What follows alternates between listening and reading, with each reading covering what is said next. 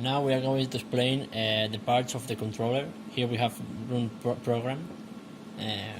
If we have here some program, we can run.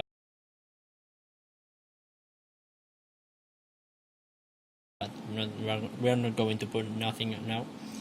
If we want to move the robot, we go here, and here we can move every part of the robot: the base, the shoulder, the elbow, and the wrist. And here we can move all the robot at the same time.